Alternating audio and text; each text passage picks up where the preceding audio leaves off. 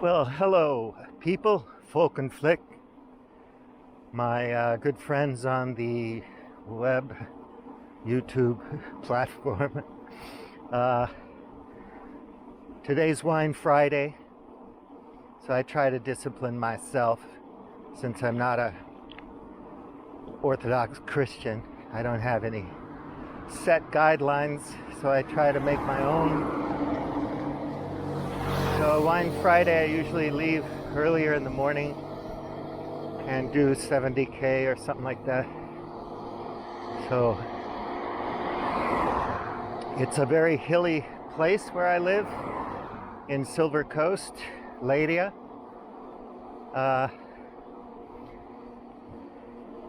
West Portugal.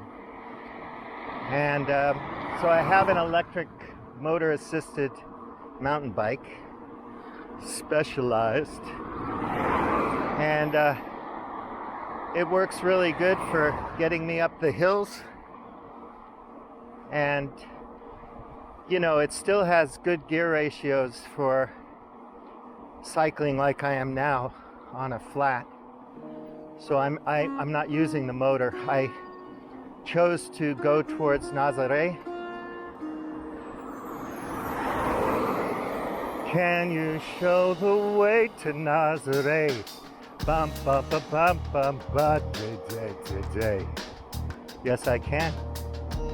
I'm going via the valley roads up towards Alcobaça and then through this valley here. A lot of orchards and farms. They have some cattle, sheep also. It's a flat area in between the undulating ridges of going east and the kind of big hill that separates the ocean from this valley here. And you can get to Nazare without having to hit so many, steep hills, long grades, where I have to use my electric motor. So right now, I think I'm about 8 kilometers away from Nazare. So how many kilometers have I gone?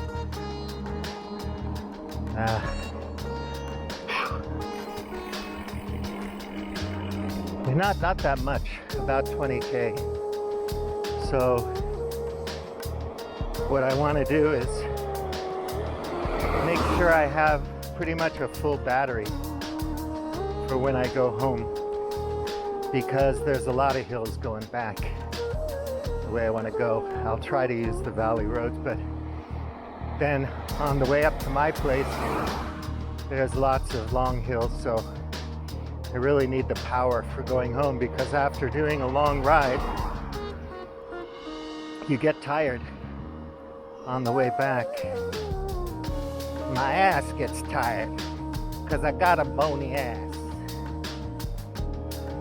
Need to do more squats, but my hip don't allow me to get too low. So, unfortunately, you gotta get off once in a while and rest that ass. So that's where I'm at now. I'm not using any battery, going through this valley road, and I'll get back to you when I'm in Nazare, because I really want to do a little ride through of Nazare for you. I was thinking about this Andrew Tate guy. He's a nut. And I was thinking a lot of the cool stuff that's on the web is just so exaggerated. It's just like the CPAC, Conservative Political Action Committee meeting in Dallas, Texas. I mean, the hyperbole and the insane rhetoric. I mean, you could just, it's like 10 hours a day, people talking nonsense. And you could take it bit by bit and break it down and show how ridiculous it is.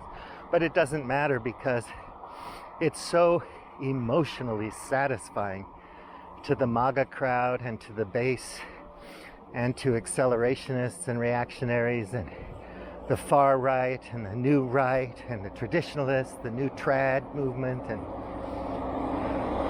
all these little hyper spin-offs in the, pseudo-intellectual right web with all your favorite intellectual influencers and the intelligentsia bolstering odd movements like Nick Land accelerationism or something. And, it's fun to play in those playgrounds, to jump into those sandboxes and make castles and goof around. But honestly, 2022, with the kinds of problems we're dealing with, I'm reading again The Collapse of Complex Societies. It's so good. And together with other reading that I've been doing, Strauss, Moldbug, the Machiavellians with Burns, and the Suicide of the West, Burns, and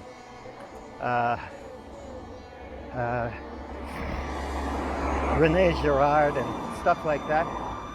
Just trying to zero in on this whole pop internet movement thing. Because I think wokeism and the woke mob is a huge exaggeration. I think the incel thing is exaggerated grotesquely. Like, you were dating back in the 70s and 80s, man. Try dating a girl now. Certainly in Portugal, I don't see it that way. I don't think Portuguese guys are having too much of a problem finding girlfriends. And I don't think most Americans are either. But there are pressures, obviously, that are fairly devastating, and it can set you back. And of course, culture now is not at all like culture back then. Yes, there is a post modernist woke movement in the world, and it is a hassle. It's a pain in the ass.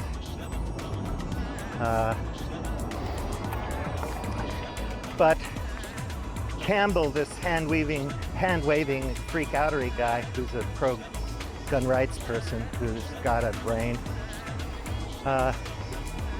he was saying that something like the woke morality is so dependent on virality and getting uptake that, if it doesn't catch on big time, they just forget about it and move on.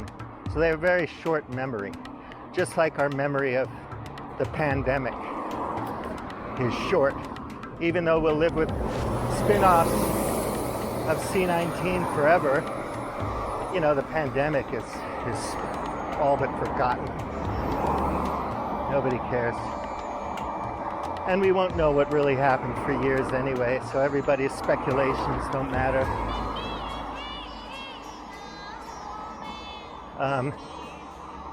Anyway, yeah, we're gonna forget about the woke thing and the post modernist woke revolution, because circumstances are gonna dictate that we don't have time for that shit anymore.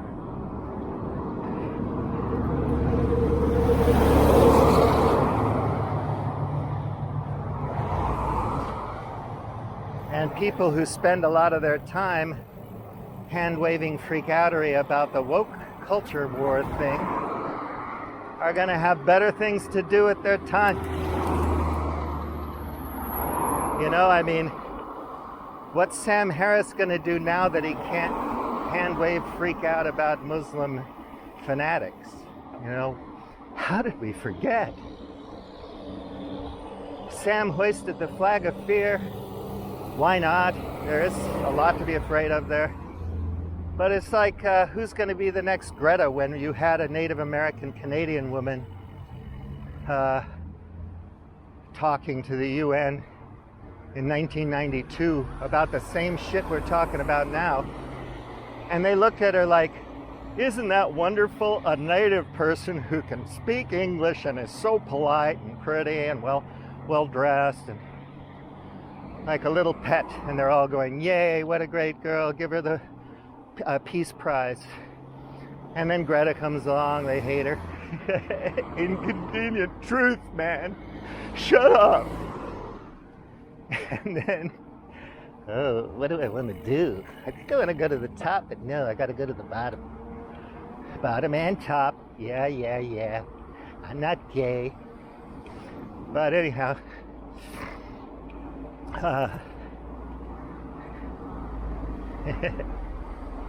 hand wave, freak out. I don't know, man. I might want to go up top, but whatever. So they forget. 30 years later, you know, things are happening. People are like forced to pay a little bit of attention to it, but not enough to make a difference. You got to build the line in Saudi Arabia, and you have to buy self-driving cars, and you have to take trips into space and do all these important things like 4chan and 8chan and Reddit and YouTube and Facebook and whatnot. Self-righteous mayhem and freak-outery because it's so important. And don't you know, the next Michael Moore movie is just going to change the whole world. Or the next right-wing movie that pokes fun at the woke mob is going to just enlighten everybody. They're all going to get it. Or Curtis Yarvin can write another 20 billion words on why a monarchy is the thing, and try to convince one little progressive. I mean, I just don't get it. I got some conservative feelings, and I got some progressive feelings. And I'm going to go over this Suicide of the West book, because it's really nice. It really kind of defines that huge thing that we should all be scared to death of, which is, progressivism. It's going to kill you. Boy, CPAC was crazy, man. The guy was saying the best way to save the pale blue dot is to drill more oil and make everybody rich. Because money can buy you immortality. So it doesn't matter if you're conservative or liberal or progressive or commie or whatever. And they're so worried about Marxist, neo-Marxism.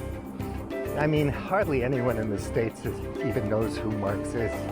They just know he's satanic and he's bad, like the Democratic Party. They don't know the guy from a hole in the wall. Well, this is a fun neighborhood, and I'm kind of lost, hoping that I'm going to wind up where I want to be, which is exciting as long as you don't use your battery. Oh boy. Yeah, so that's the thing.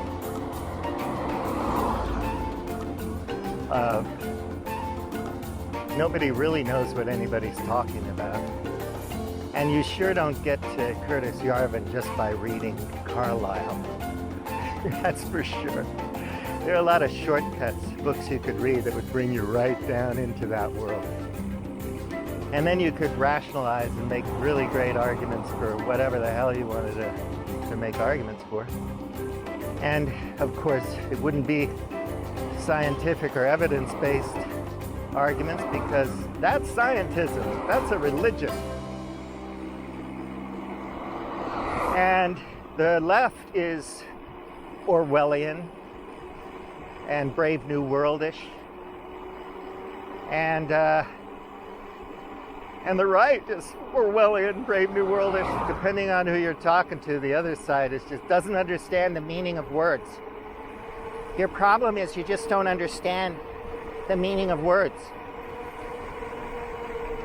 If you're structuralist or systemic in any way, Fordism, GM, oh no, Toyota, and you come up with different ways to manage things. The managerial society, help me! Robots, artificial intelligence, anything like that, you know, it's just like, oh no, there goes the world. The West has been dying since when? Since forever? And it hasn't died yet.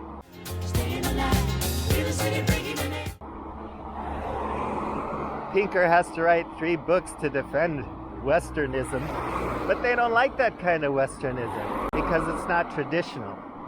It's not St. Thomas Aquinas and the church fathers of the Orthodox Church and so on and so forth. So, yeah, depending on what flavor of religion you're from, you have different ways of going about that.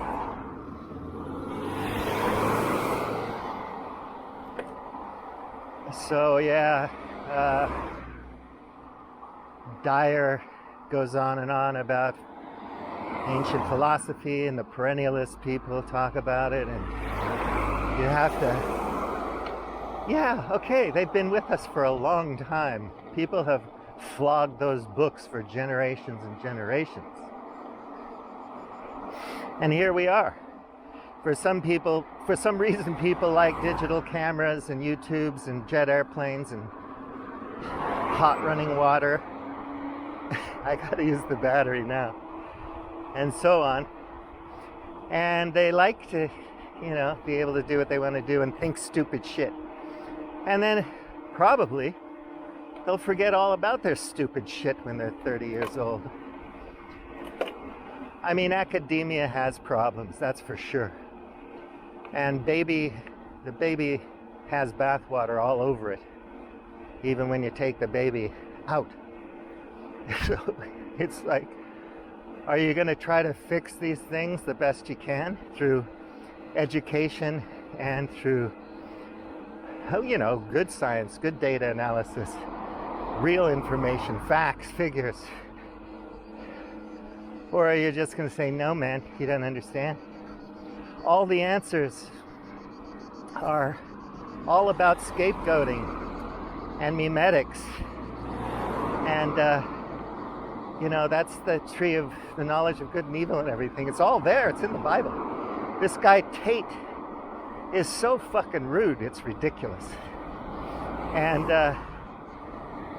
some woman he was talking to, some British singer, I think, asked him to take his sunglasses off. He went on and on about detached retinas. He can't handle the light. I saw a bunch of his videos just out of curiosity. He takes his sunglasses off.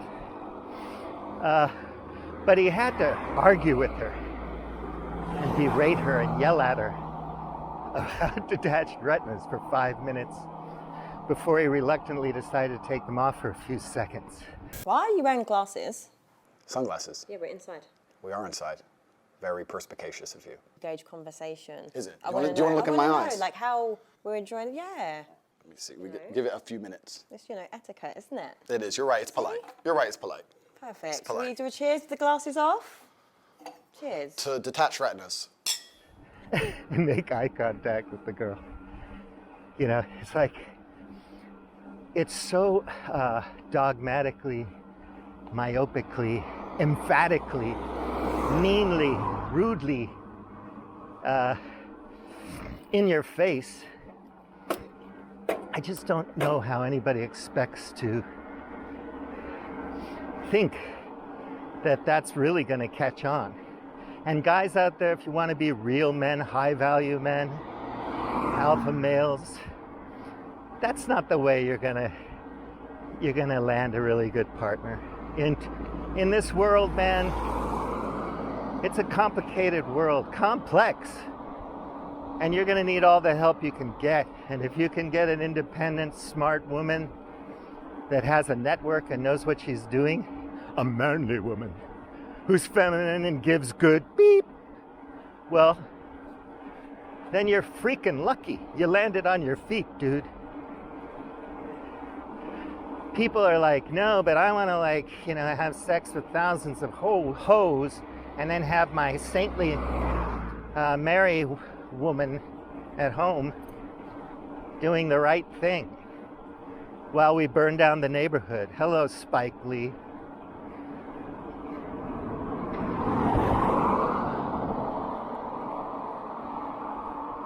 That doesn't work. I've known a lot of men, and the men I've known, young ones and old ones, weren't like that. But does that mean that I wasn't a jerk when I was young? I think my friends, girlfriends, not my lovers, but girlfriends liked me. I hope they did. I still have some friends from high school. That doesn't mean I was a saint. I was a bad boy. And I didn't always behave properly. But I tried to, because I was raised well, I guess, by alcoholics who were fairly benign. I have my trauma, but it's no excuse for anything. All right, I'm in Nazare. Battery's looking good. I'm gonna wind up at the top. I was gonna drive you through the bottom and then go to the top, but I thought that would be too controversial, too sexy. So I'm gonna just keep it straight and go right to the top and leave it at that, okay? So we're talking second base here. It's all good. You incels can look that up. It's like old-fashioned. It's words from the 50s, which were the best time in human history. So you can look that up. And, you know, just spin the bottle and look at those big hoop dresses. Learn how to foxtrot and so on and so forth. You'll be happy. You'll be good, brother. You'll be good, real good. All right, I gotta go this way. Gotta let these guys know where I'm headed.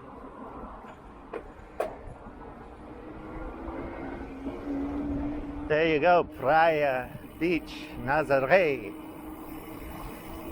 Yes, I know the way to Nazare.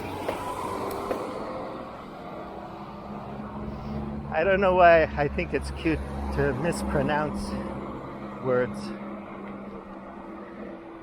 Sometimes I feel shy about trying to pronounce things properly and thinking I'm doing well, and then getting that look from somebody when I say something like, sorry, I didn't get it. Come again.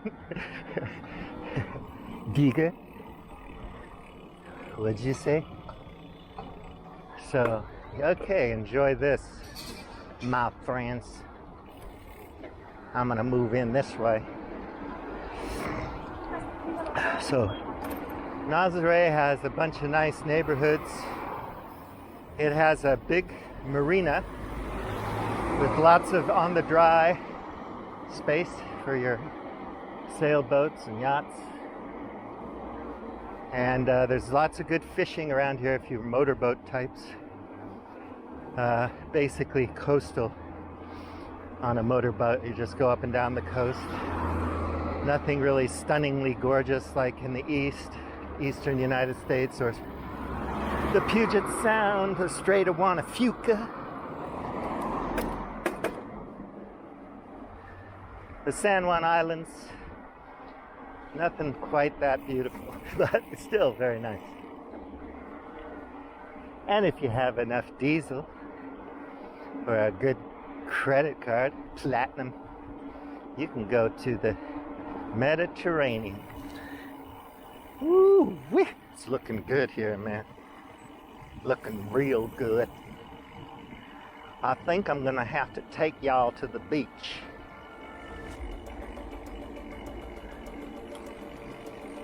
Yes, sirree, Bob.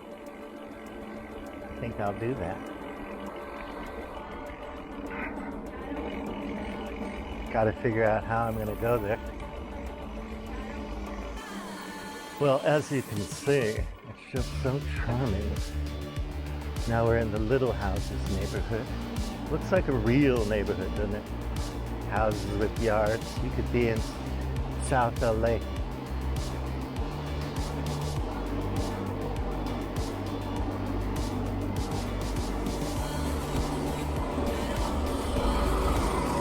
super nice.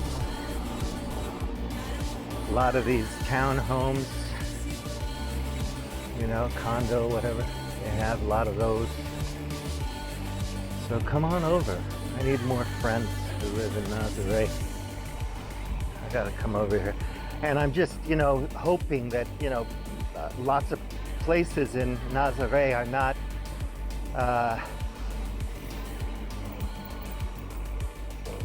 wow. Let me see what I got over here. Is this the way I go?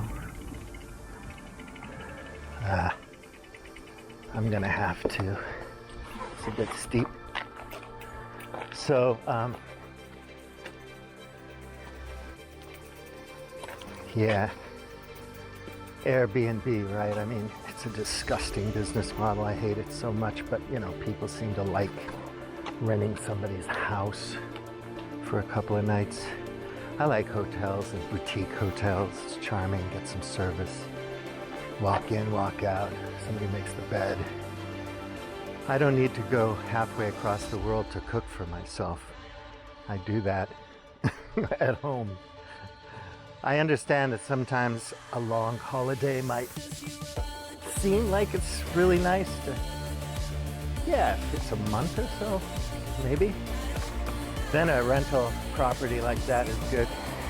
But what happens is big investment companies, hedge funds buy up all this real estate and there's no place for Portuguese people to live. They move somewhere else and live off the income of that, which is their prerogative. But Jesus, there goes the neighborhood, literally. You just don't have a community anymore. And you don't have the businesses that support the community and all that. You just have a whole bunch of drunk tourists puking on the sidewalk. You can tell when I'm down in lower Nazare, the Airbnb houses, because they all have tourist laundry hanging out. And it's different from like local laundry. And it's just like, oh my God. And then when you come back in the winter, there's nobody. There's just no locals. They live somewhere else, a little further out of town. And the property just sits there. But of course, in these neighborhoods, like where I am now, it's normal Portuguese people living here, expats, whatever.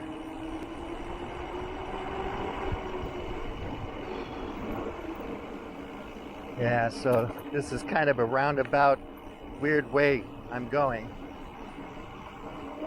Doesn't make much sense. I screwed up. I'd have to go back up again, which I'm not going to do this time. I wanted to go up there, but I don't want to ride around.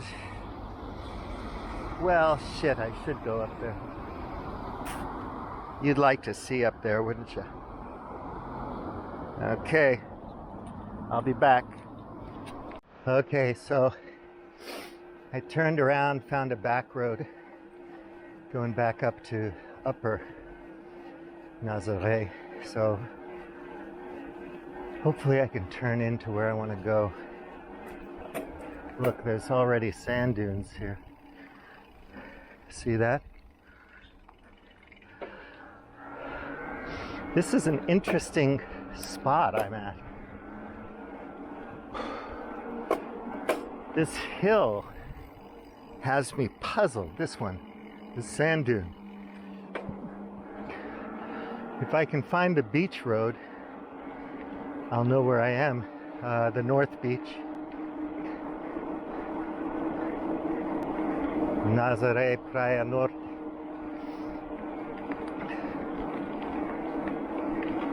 Yeah, so that whole sand dune there's got me thinking. And I kind of know this road, but it's so easy to get screwed up here. I'm gonna have to pop over this. build your internal gray meat neural GPS every day when you're cycling. I've never been in this neighborhood, but it's nice to see. I mean, it seems like there's a lot of places, living places, you know, residential property. I might be a little bit far away from anyway, north of Nazare is really, really beautiful. That kind of sand dune landscape. I wish I knew more about the flora and all the different trees and whatnot, because it's very interesting, beautiful. Yeah, that dune there just really, really stuck me. It's so weird. But now I know where I am. I know where that dune is. That dune's above downstairs. And this is a hill that is behind Nazare downstairs and upstairs. Keeping it G-rated now. Downstairs and upstairs. None of this bottom and top stuff. And yeah, I'm totally cool now. There's Continent, one of the main grocery store chains, which we like, and there's Aldi here. And they have, I think they have Burger King or something like that. Isn't that wonderful?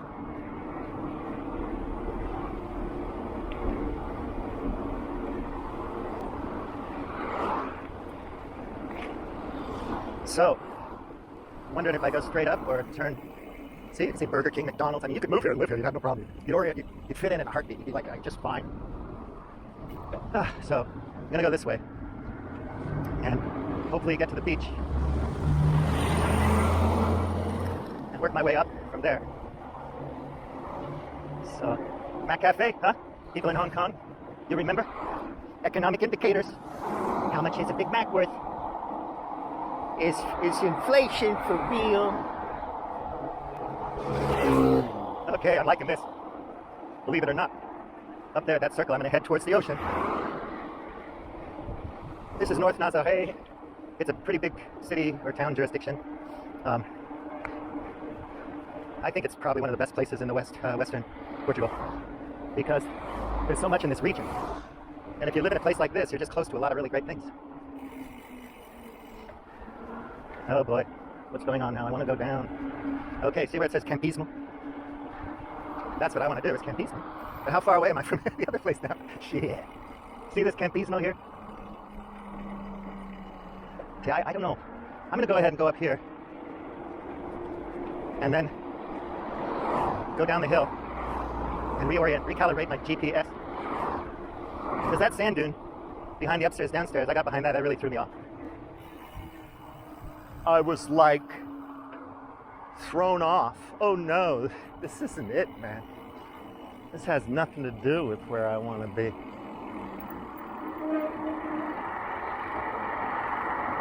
I'm gonna have to hang a Yui and go back. Oh my God. But you got all this Campismo. You can play tennis and putt-putt golf and walk down to the beach. I just want to ride down to it. It's not as easy as I thought.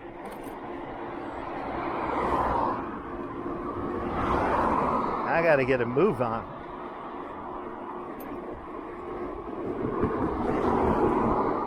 So we exaggerate all these stupid things, the culture wars and whatnot, especially in the States, and of course all the systemic stuff, structural stuff, and, you know, profits first stuff. Kind of, you drag your feet, but things are developing, things are happening. People are going to McDonald's, renting buggies, buying real estate. sitio. Ay, you. Callao. Well, it's good to be in Callao again.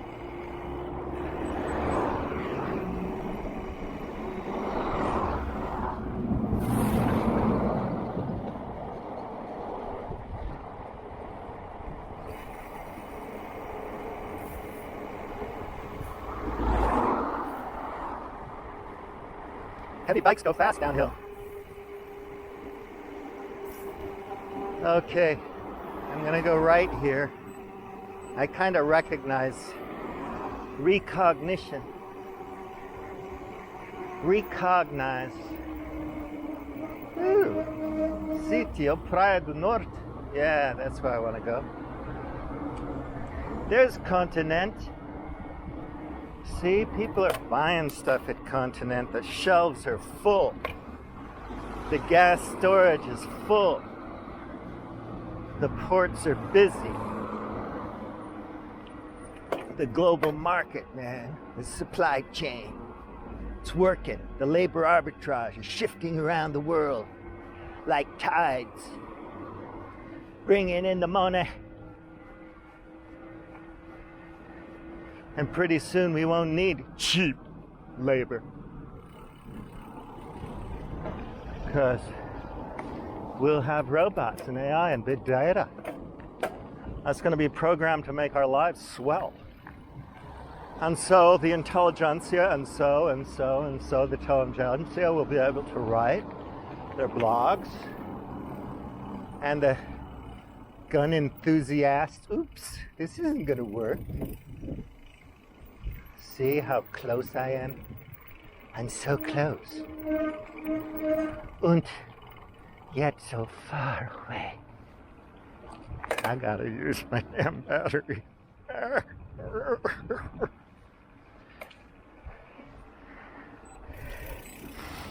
They'll have all the time in the world to do their intellectual stuff, and people can make their jewelry and sell it on a website, and they can build guitars, and they can do their crafts, learn how to play the lute, study ancient philosophy, and make tons and tons of videos about it. It's funny, people like Dyer say, you know, well, when I was in college, I don't know how old he was. Did he graduate high school when he was 9? I don't know. When I was in college, I used to debate with my professors a lot because, you know, I just had these intuitions, and they didn't like me much for that. But yeah, so I had arguments against evolution, and apparently against a lot of stuff. And this is the idea that it's a fallacy where you think you have information that you don't have. So you're working with less information than you think you are, and coming up with ideas that just don't live up to this current standard of information and information processing and theoretical rigor and scientific and experimental rigor that, you know, these tried and true theories of science have demonstrated over and over and over again for decades, generations. But you know better. Of course you do. I get that. Because you're really smart. And if you spend a heck of a lot of time working on reading about, you know, Orthodox Christianity, and you're a real serious scholar of it, as well as other things, of course, then you're not going to have a whole lot of time to go deep in the weeds in evolution. Why would you want to? Especially when, like, your salvation and immortality is all sorted out. I mean, what do you think would be more important? If you were a believer, you know, you wouldn't care that much about the theory of evolution or quantum physics, because, you know, you've got all your church fathers and all their meetings through over this thousands of years, and all their logical arguments about why it's great to believe, and you're sorted, man. You know the truth. You don't have to goof around with these stupid, idiotic theories, science theories. But you still think you're expert in it because you've had some really profound intuitions that, you know, the Leol of the gene wouldn't do this, couldn't make gelato ice cream in a rainbow pattern that tasted like juicy fruit. Anyway, I don't want to, you know, criticize Dyer. You're going to get killed because he's so emphatic, so good at making his case that anyone who's a fan is going to think he's just the greatest biblical scholar that ever lived and a genius. He's really smart. Don't get me wrong. Just don't you do that. Don't you get me wrong. I ain't saying he's not a hell of a lot smarter than moi. He's much, much smarter than moi. But we have to admit, in the kind of Feynman kind of way, that we don't have all the information.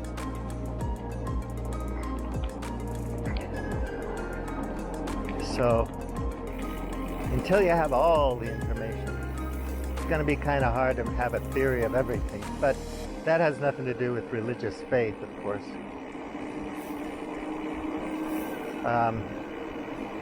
They have a theory of everything, which is fine. It's an anecdotal theory, but it's not, because you could feel it in your spirit and all that.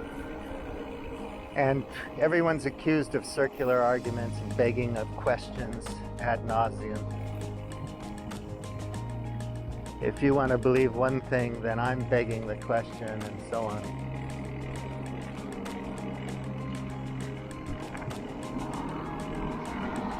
So, this isn't 4K because I'm sick of uploading 4K files,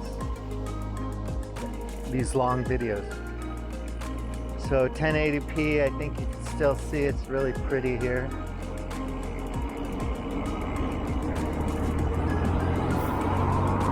So a lot of times when the big waves are here at Nazare,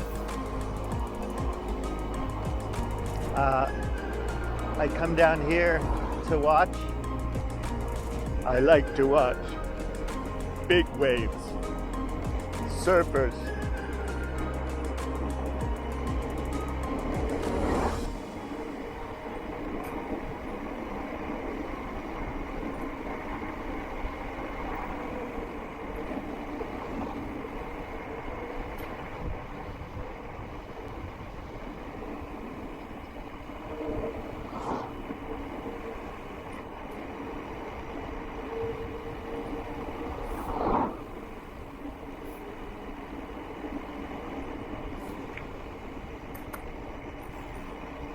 So this run gives you an idea of the elevation, you know, when you're going over these hills. That's my excuse for having a electric motor assisted mountain bike. Because that was fun coasting down there with the battery off, but what do you think I'm gonna do when I go back up that hill? So here's the Praia Norte in Nazare, and you can see how beautiful the water is. And as I make this turn down here, hola, bon dia, another geezer like me. Haha. Yeah. So there's the lighthouse, and there's the big canyon out in front of the lighthouse that creates those huge monster waves. And it's summertime now, so we don't have any monster waves. It's just swimming weather. But they do have riptides, so you have to be careful. But the view here is great if you have a camper car. Oh my God, what a nice place to wake up in the morning. And then up there is the north part of Nazare. I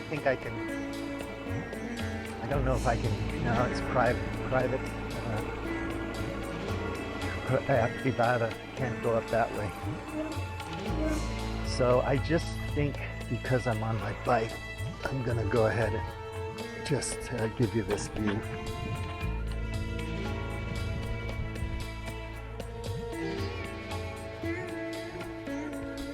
So the beach is beautiful, there are no lifeguards, and not so many people, you know. But on the other side, downstairs, I think I can go up if I go down this road. Pretty sure. And go up a different way. Maybe, maybe not. Anyway, it's a huge beach. I'll take some video down there some other time when I'm gonna walk down and hang out on the beach and talk to all y'all. But my God, it's beautiful.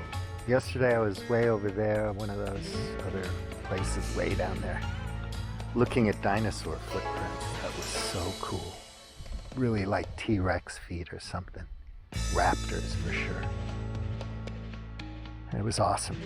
But all that hiking between here and São Martinho de Porto and Faz de Raio, coastal hills and hiking is so beautiful, so nice.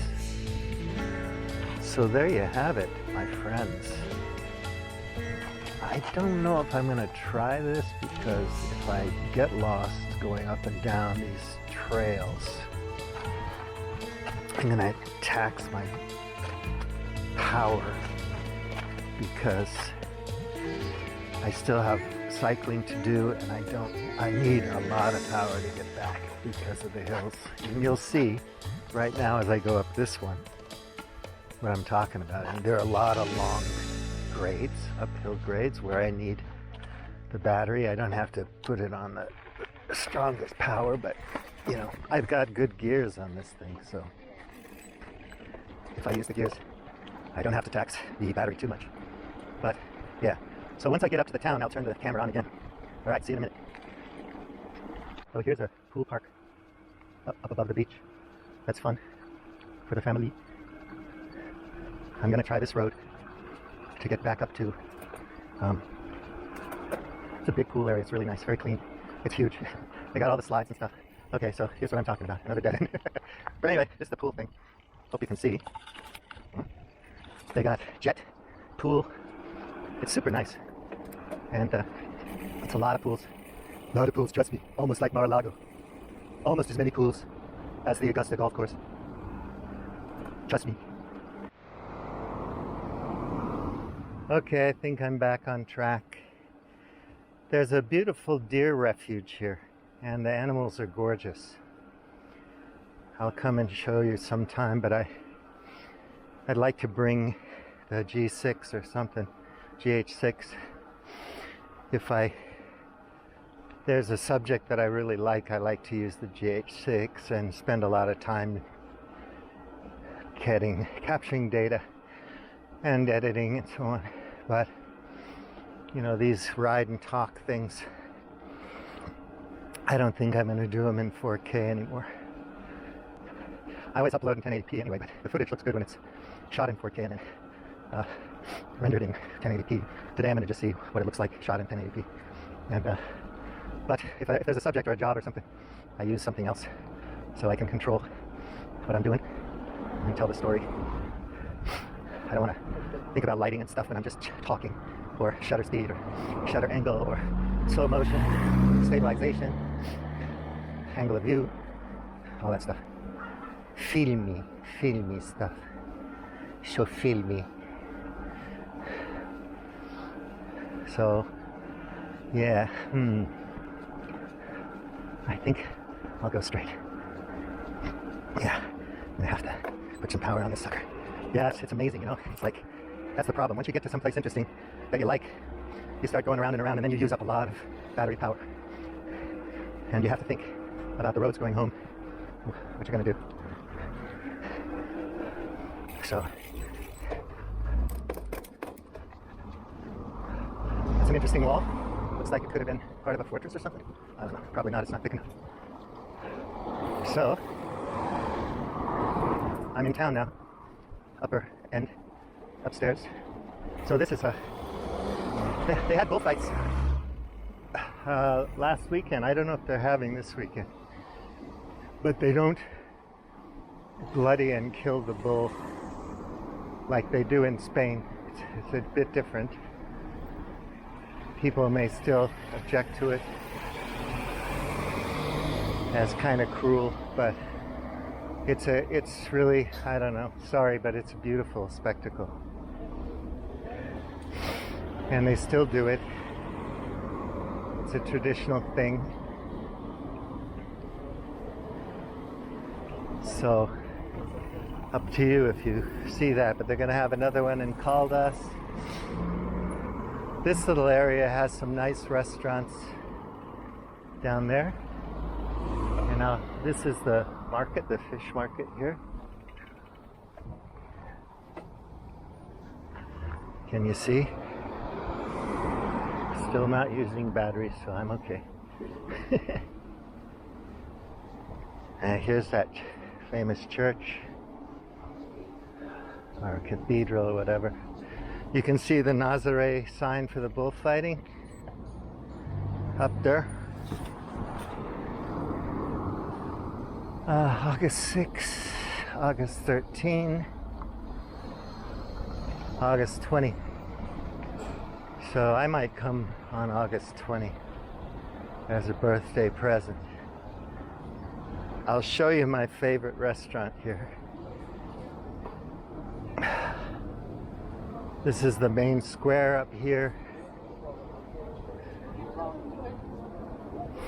And right down here is my favorite restaurant, Portobello. Let's see if I can get in front of this guy. No. Anyway, Portobello is on the other side of that truck. That's Portobello. See? And I really like that restaurant a lot. Very good food, nice people, nice owner, good wine list. So for my Leo day, I'll probably, oops, wrong way. Anyway, I'll do this anyhow. Sneak through. So, yeah, Portobello and then a bullfight. How very Hemingwayan of me. How very earnest. I'll have an earnest celebration staying alive. I hope I live to see the August 20th. This rock here. This rock. I saw a guy base jump from that with his dog. That's mental. I just hate that. He base jumped with his dog. So you can see the beach, the main beach down here, it's mid-August and it's not that crowded. It's very weird. On other years before the pandemic, that was packed. So that's downstairs, Nazare.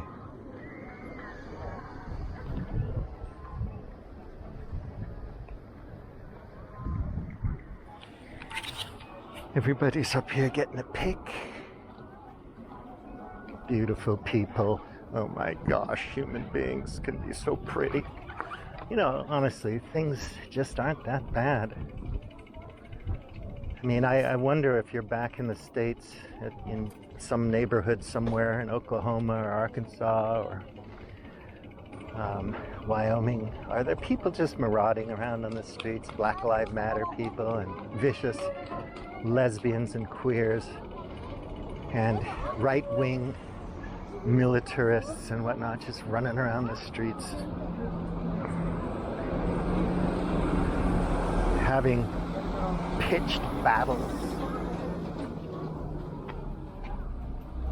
I don't think so. Probably most of your friends are pretty nice. They've never heard of any of the people I reference here because I'm a strange retired guy who likes to look into that shit.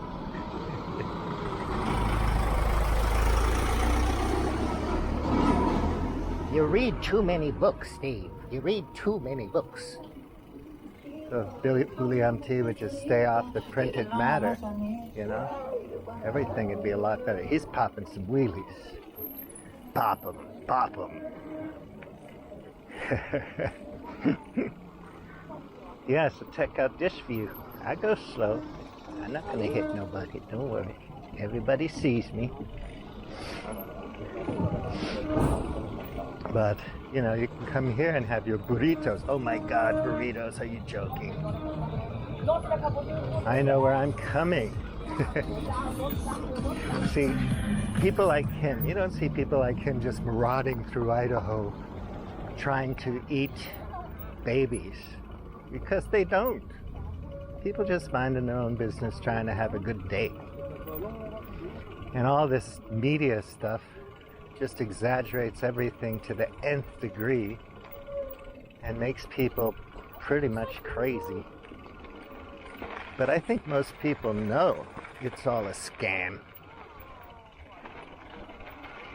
So I'm hoping that this much touted Civil War thing in the United States and new miracles just isn't going to happen.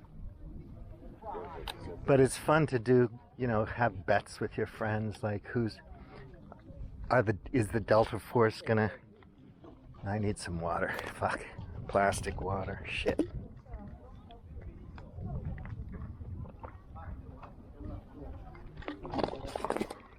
When I left this morning, I forgot my water bottle.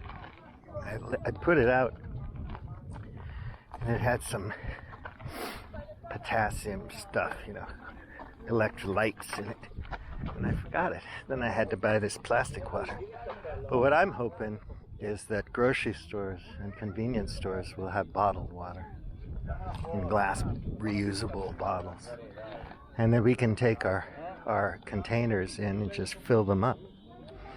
And I like municipal water sites where you can get water from a fountain, like at the library or the market. And then you don't have to buy it. And another thing I hate, like Airbnbs, is reading articles. I hate headlines that say, "Is water gonna be the new gold?" Pardon my French, but fuck off. It's like, let's wait for water scarcity, and our hedge fund will buy up all the water rights, and then we'll sell them. You can pay for them with micropayments from your crypto fiat MMT currency. How stupid. I mean, yeah, okay, you don't have a right to water, man. Well, you're a living mammal, and you need to drink it, so... And you need to breathe the air, so, you know.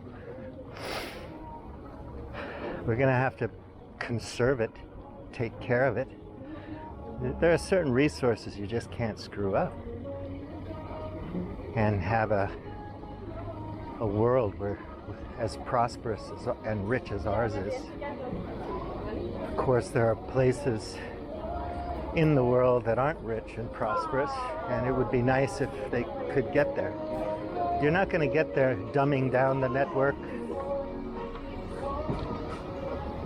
You get there by making the first world network smarter and smarter, and then sharing that brain power with the rest of the world so that they get smarter and smarter. Technology transfer to China has given the world great value, huge value. And when people complain about, "Oh, I'm not working at a Ford plant, putting one nut over one bolt all day long for 10 hours until I get repetitive stress injury and have to quit." I mean, it's just this fucking miserable way to live. She's having a spat with one of the other sellers. And they're traditional. So I'll show you this little thing. Square. Yeah, you don't want those jobs, man. You really don't. So if you can get better solar from innovators in China or wherever in the world, the Democratic Republic of Congo, or wherever, why not? Competition is good. You want to make your DJI better than their DJI. I'm using DJI Action Cam, Osmo Action, for this video. It's a damn good camera. And if somebody in the States wants to make a better one, make it. Yeah, it's a knockoff from GoPro. Big deal. Competition is super good. The right kind of competition where you have some fair play and fairly regulated markets and rules and law and so on, so people can have a decent chance of getting the resources needed to compete.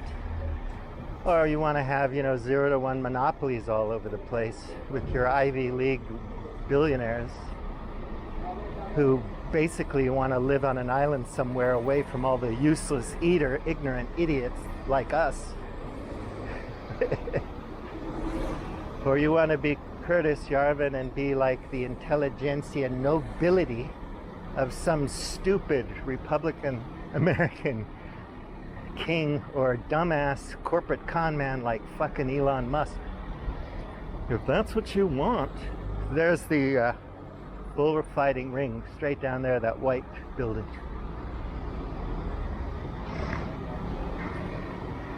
I'm gonna head downstairs and out because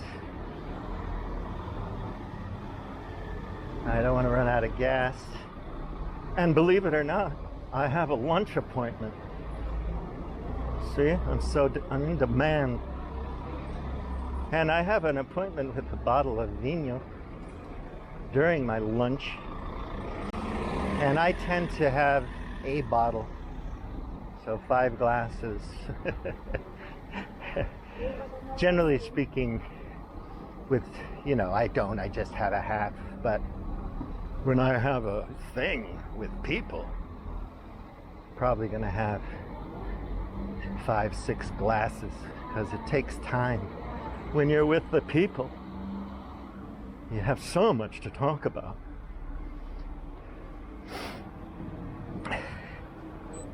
Yeah. So I think my power's still looking really good. That's another thing that's nice. It's like a horse that smells the barn. On my way home from a long ride, where I've been out for 3.5, 4 hours, I just want to get back and get food, take a shower, rest. You get tired. And my butt, as I told you before, my butt. So I like to be able to go fast going back, and that requires more power. And then I always redline it, usually. Lucky for me, so far so good, it'll be red color on my battery indicator. 1 bar red. When I'm pulling into my driveway.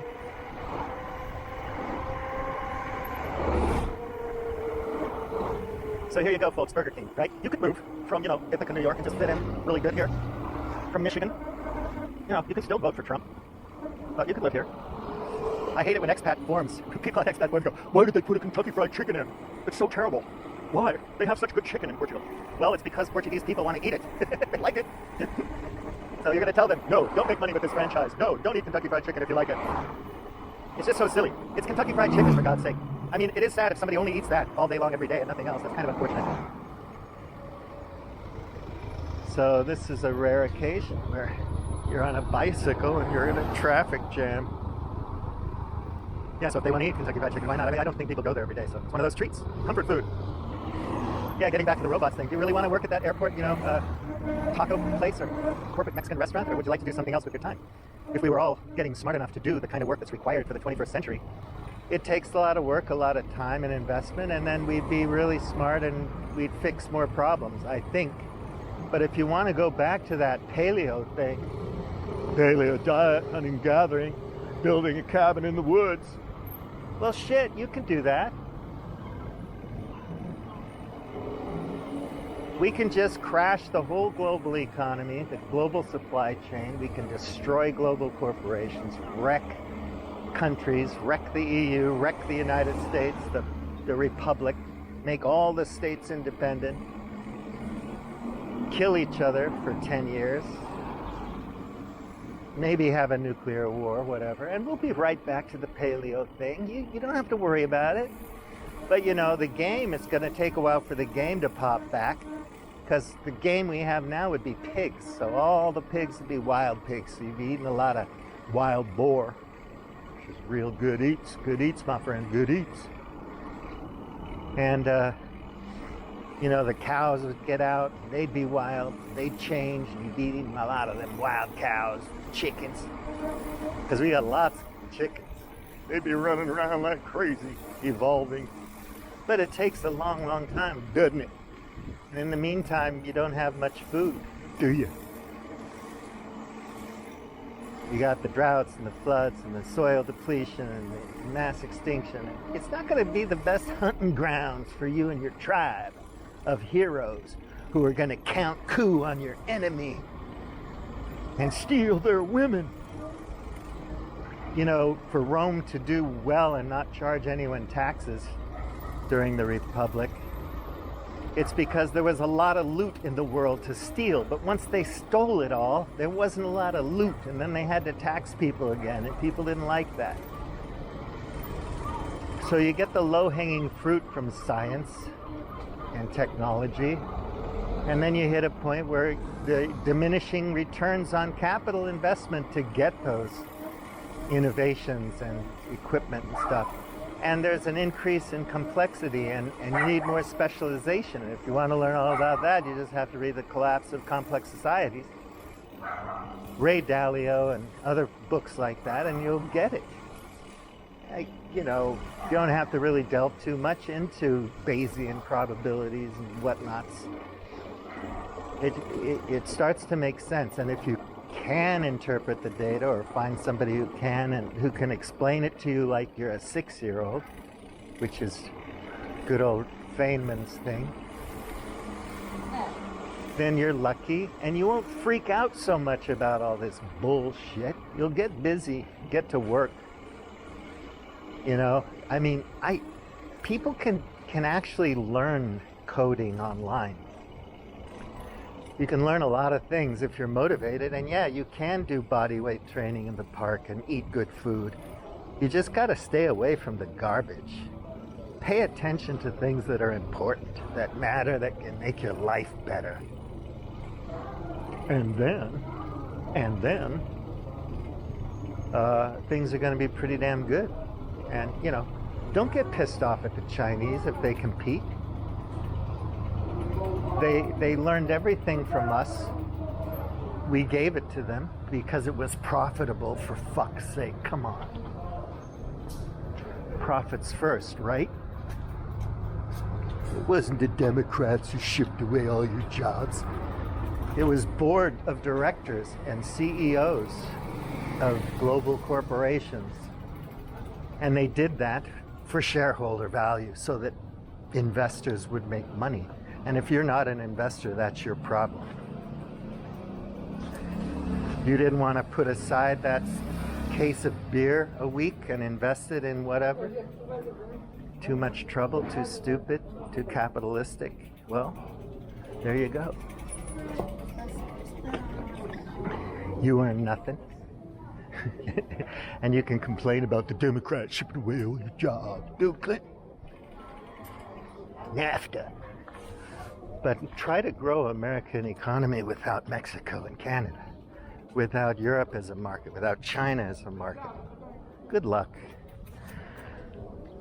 And by the same token, China's not going to be a very healthy economy if it doesn't have America as a market. So yeah, you can buy American. Good luck with that. because everything you have has Taiwanese computer chips in it.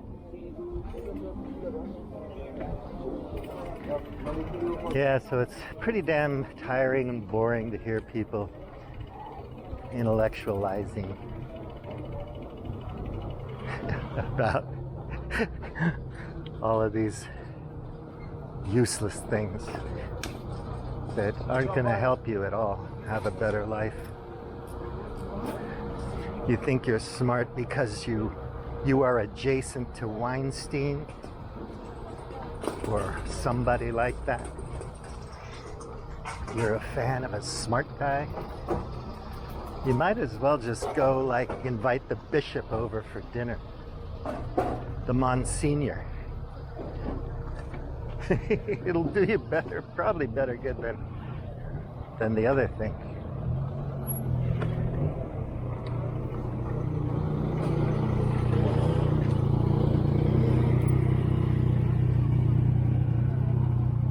Yeah, so this is iffy, but down here I have a bike path. And this way you can kind of see the beach boardwalk, or whatever you want to call it, in Nazare.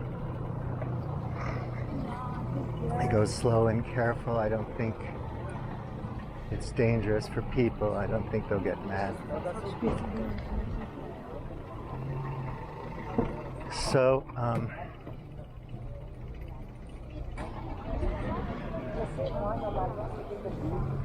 I'm gonna do this video about the delving into the right wing. Suggest you read some books and then move on to some other fascinating thing to spend my time reading about. As much as I've tried to steel man and be generous and figure out what people are thinking, and there are a lot of really fine conservative intellectuals, lots and lots, and I appreciate them, and I learn a lot from them. But it's just an incomplete story, and there's holes in all of it. And I wonder how productive it is, how good it is for people. And I think a lot of it's just like the Machiavellians, political lies and scams to make sure that members of Congress and politicians can be, stay in the club and have that nice life of theirs. Revolving door between private and public, and all the funds involved in elections.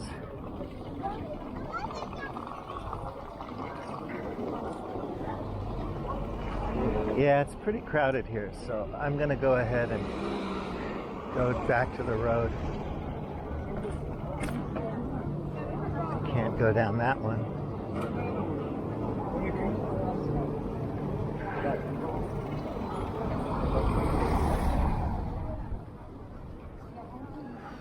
Yeah, so. Yeah, be careful what you pay attention to. I've talked about that before. You're investing your time and energy and attention into something. You want to have a good reason to do it. I had my reasons. I do agree kind of with Burnham that, I'm culturally absorbed from birth in this liberal thing, progressivism and so on. It's a certain type of thing, and it's pretty much permeates the whole world. And I'm a certain kind of person in a Jonathan Haidt kind of way, or Haidt. And so I tend to be more progressive in my outlook. But I'm not a progressive in the way they describe me, because I have lots of interests and concerns that are conservative-esque. I'm kind of conservative curious people, I'm not just a boring, dude. So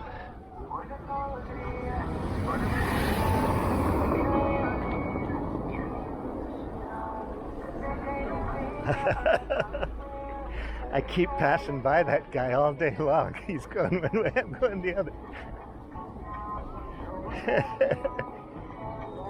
So here's this library bookshop here I really like, especially if you're going to look for books in Portuguese that you want to use to practice.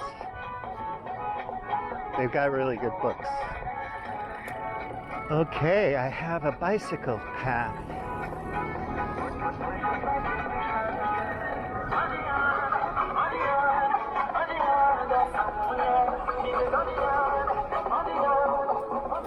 Still laying off the battery on the flat, you know, I don't need it. I've got gears, and I'm really going to need that juice in about 15 minutes, 20 minutes. Because I'm going to start going east again. And I'll be going up ridges and down ridges. There really is no, unless I go back quite a ways, there's no kind of good valley way to go. So I'm going to go the Sella route, and there's a long incline going that way. And then basically, I just only have 2 more long inclines and I'm home.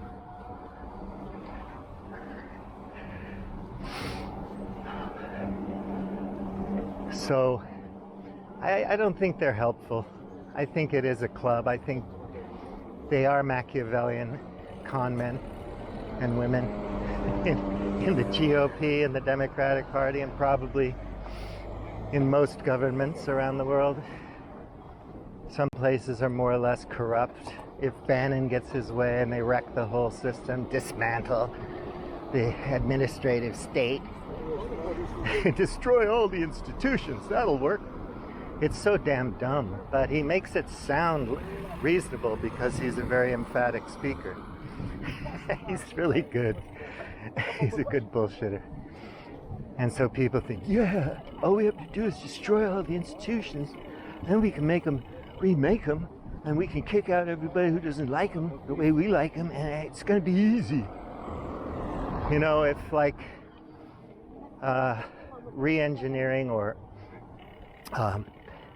dismantling a car engine and putting it back together, or, you know, it's like society and culture is so much more complex. And getting to a point where you have a republic like the United States or the European Union is really, really a long slog, and it's hard, and it's a complex machine. You can't take it apart and re-engineer it just like that. It's very complicated. You need a lot of specialized input and expertise to make that happen. If you want to go back to simple, you know, like my wife stays home and does laundry 4 hours a day, and then she cooks and she shops and she takes care of the kids.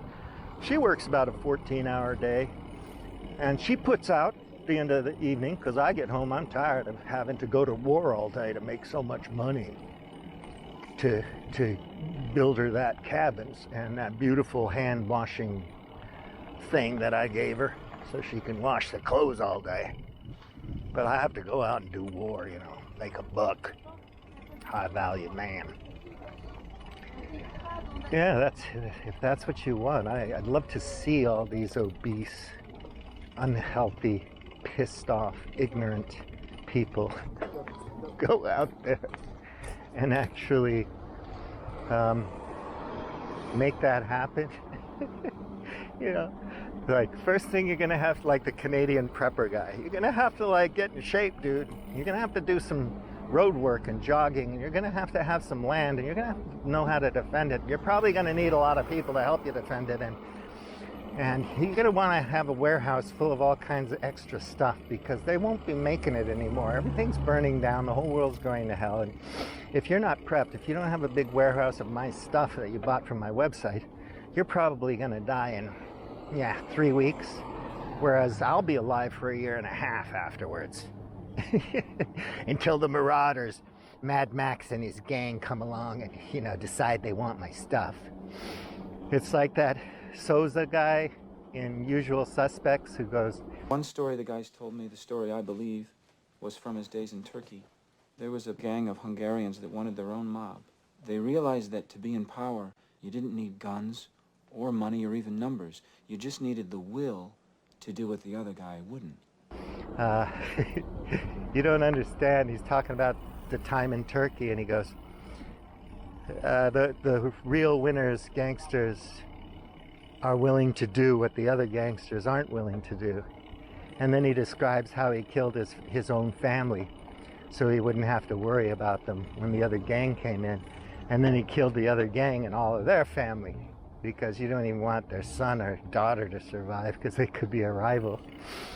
And that's kind of Girardian, you know, scapegoating, violence type culture stuff. Because I desire the same things, you know, the drug market that you desire. Only one of us can have it.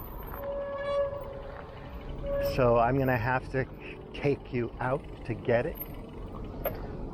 And then the scapegoating mythology, you know, you blame somebody for the Democrats. Then once you've killed them all, they become gods because now they're this mystical thing, evil thing that you destroyed.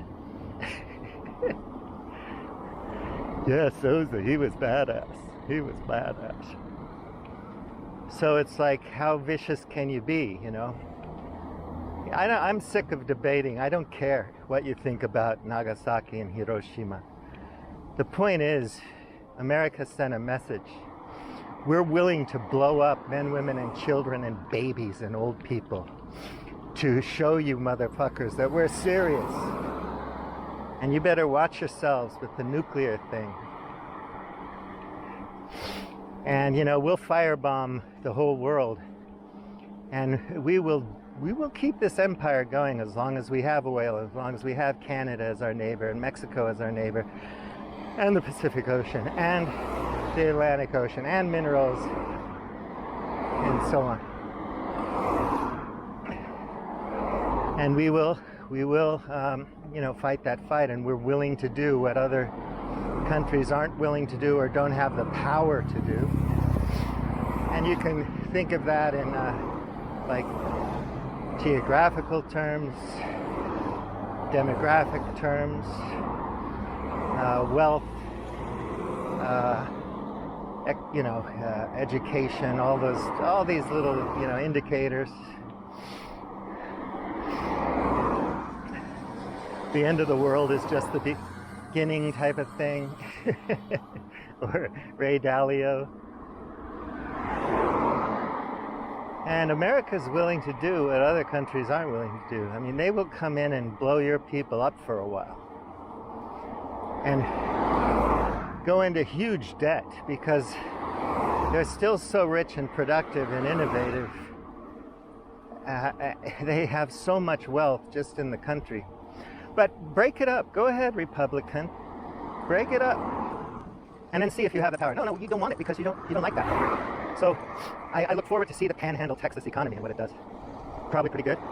And the Idaho economy and the Montana economy. And do you have a good king who understands complex things, or a stupid king who's greedy? I mean, the history of the Roman Empire is hardly a peaceful, a nice one. Lots of ups and downs, Curtis. Don't get me talking about the 30 Years' War, whatnot. Yeah, you want to dismantle the administrative state? Go ahead. And I'm pretty much damn sure you'll all be speaking Mandarin, Putonghua, pretty damn quick. Unless you coordinated red states decide you want to have a, you know, nuclear strike fight with China and blow up the whole world to accelerate the end of days. Accelerationism, evangelical style. So you can do that if you want. Is that what you want? You want to live in that kind of world? You want your kids to live in that kind of world? Because who's the best gunfighter you ever saw? You're looking at him. You're listening to him. I'm quick draw, baby. I can shoot the eye out of a gnat 50 yards with a 9mm. Pistola. Don't need no 30-06. Don't ask me how I can do it. I can do it though. So yeah, it's so silly when you think about it. These people get so excited when they have an enemy and when they have their scapegoats and when they think they're going to kill the bad guy. But if you want to live in that kind of Hobbesian world, I don't think you're going to last long. I don't think you're going to like it that much. I don't think you're going to get a lot of big gulps at convenience stores. You will lose weight. You probably will, in a natural way, be able to get some regression to the mean in your health that doesn't include type 2 diabetes. Because you won't be ordering stuff to be delivered to your house. You'll be eating a lot less. And you'll be dependent on the weather and the climate and the soil conditions. But you won't have climate scientists or soil scientists or biologists doing any of that work, because they're scientific, and that's a religion. They're ideological, and I'm not, because, you know, I'm a Protestant or Catholic or Greek, Greco-Orthodox, Greek Orthodox, or whatever the hell you are. You know the truth. You don't need any of those people. And, you know, there's got to be something on the web that you can print out, you know, how to build Roman roads. And then, after the people starve to death for a while, there may be just enough slave labor left if you have enough power and you're tough enough and willing to do what the other gangster isn't willing to do. You can go, you know, steal some women and some people and slave them and have them make a fucking Roman road for you that helps you get from point A to point B so that you can, you know, take your burro and your cart to the market. What you really want to do, trust me, is compete with China. And you want to get up that learning curve. Compete with whoever. Stop scapegoating everybody. It's stupid. It's a waste of time. These people call themselves Christians, and they don't act like Jesus. They're not into this turn the other cheek thing. They're into, God told me to come with a sword. Whatever their hermeneutics is,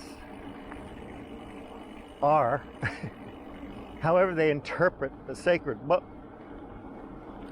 they're not looking at all the Beatitudes and the miracles and the sacrificial lamb, the innocent Son of God being killed for your sins to try to make you less violent, less crazy. You know, you don't act like Christians. You act like normal human animals that scapegoat and love violence. That if you kill everybody who's not like you, the world's going to be fine. But it doesn't work that way. Because people like you are going to want your stuff, want stuff that you want. And you're going to have to compete with them, and you're going to have to fight with them and struggle with them. Scapegoat them. Again, the Girardian stuff. But, you know, that's not just him. I don't know why I'm on his thing. But you go ahead and want to go down that road? Forget your Netflix. You should really unsubscribe to all of your, you know, Disney channels and HBO Plus and whatever. And just train yourself, you know, to have nothing. Go move. Move to the forest. Move to the desert. I think most people are like, well, I'm still doing okay. I want to enjoy this stuff while I can. Whoa, man, there's some really nice eagles' nests over here. I don't know if you can see them. That's awesome. Got a lot of birds of prey. All the stress and doubt, yeah, not today. Feels like it's been a freaking decade. Sorry, don't call me 'cause I'm gonna be on break.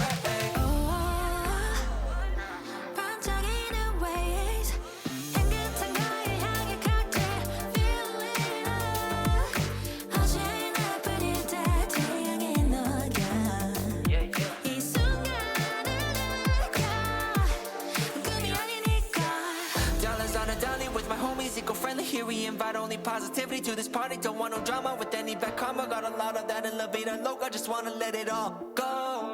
Yeah, I can't say no when I'm this free. Don't wanna go home or I can't sleep. Weather's so nice, only got good vibes. Yeah, we here chillin', chillin' in paradise. Sunny day, sunny day, sunny